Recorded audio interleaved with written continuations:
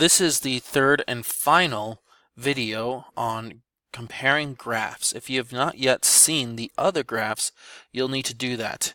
Two other videos talked about displacement versus time, and then the second video talked about velocity versus time graphs.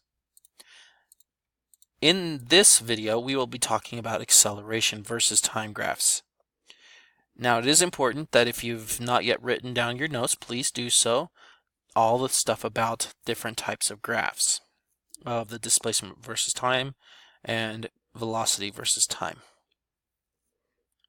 All right, moving into acceleration versus time graphs. Now, our acceleration versus time graphs, we're going to change it. We've been drawing our graphs kind of like this,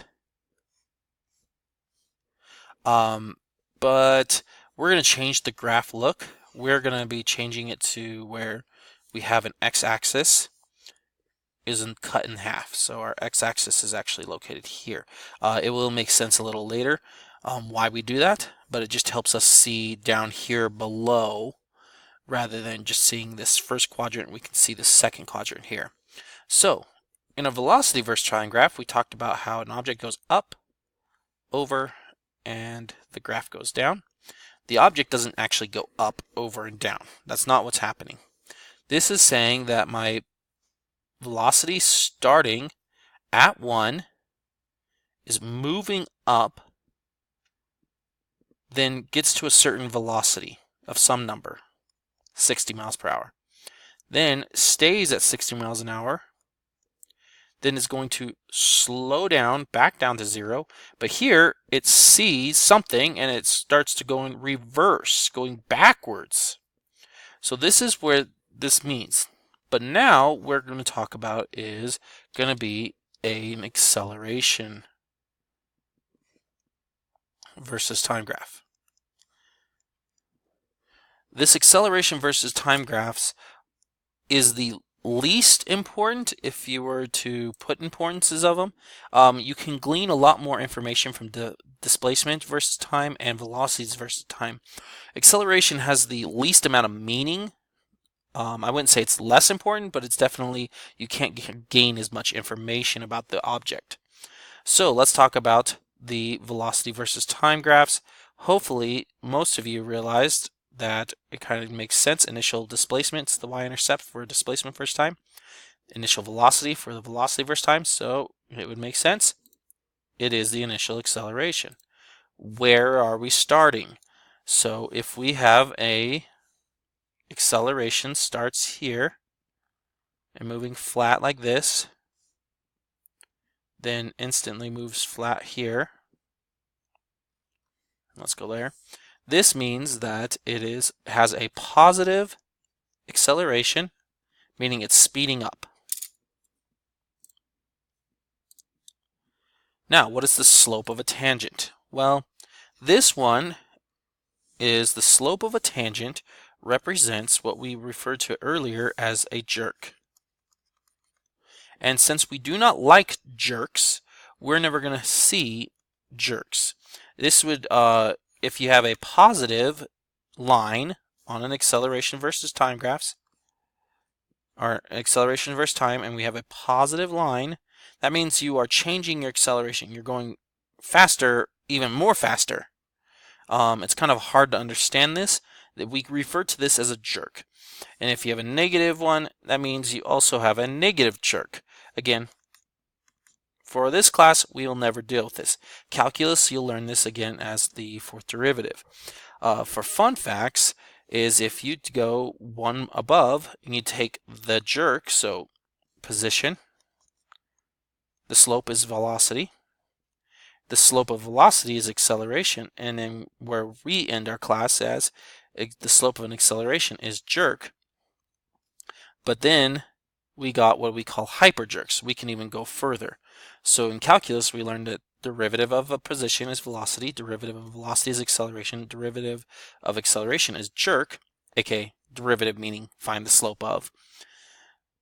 Well, we have others that we call hyperjerks, and they even go further, and we call them snap, crackle, and pop. And I kid you not, that is their actual official names.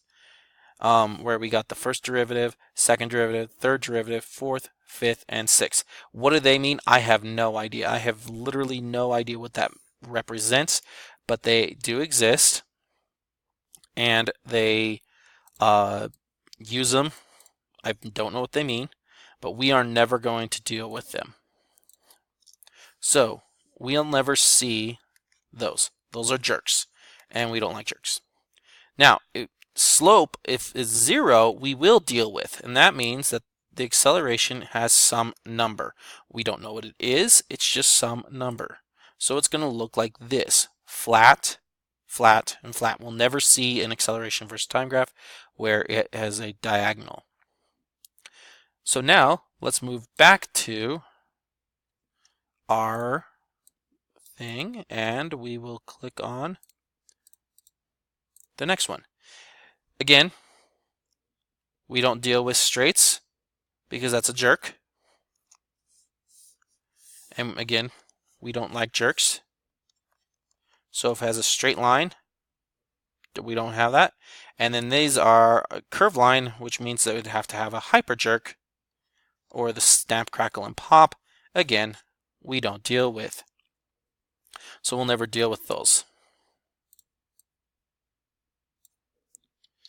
And then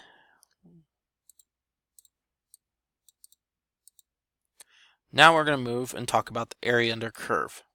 So before we said there was no area under the curve that meant anything under displacement. Then we said velocity versus time graphs. It was going back to the displacement. This one now is going back to velocity. So the slope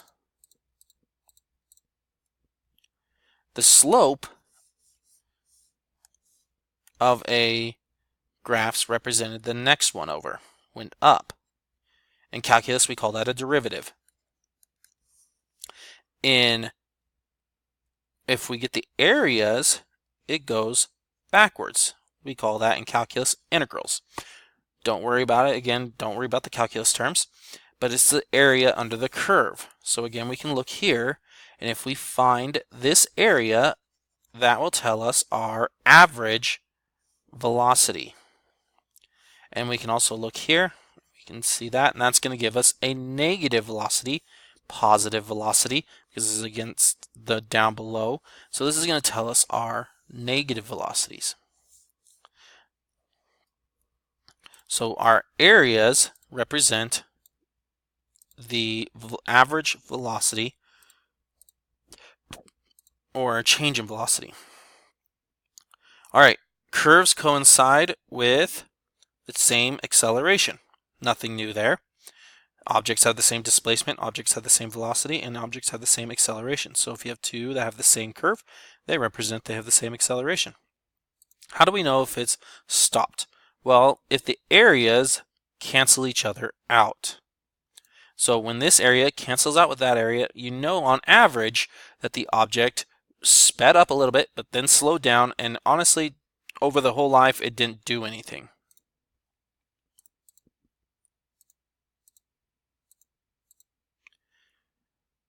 And lastly, how do you know if it has uniform acceleration? It is a flat line. It's going to have a flat line. So an acceleration, it means that either it's accelerating, decelerating, when it's a negative acceleration, or not accelerating. Now, let's talk about this specific section right here. If you have an acceleration versus time graph and it's going along the x-axis, that means you have an acceleration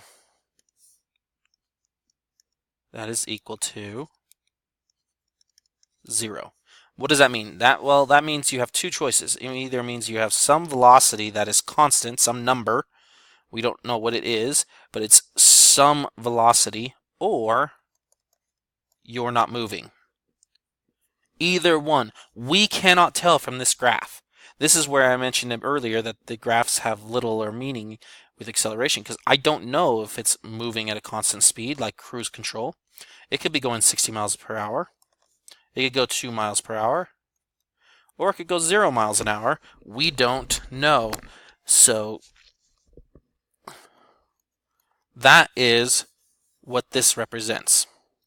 So again, let's go back. Let's fill out the rest of these boxes so you can have it in case you need to fill out the whole thing. Again, it's really important to understand displacement and velocity versus time graphs. Acceleration is not as important. It does exist. You do need to know it, but it's not as important as to understand velocity and displacements.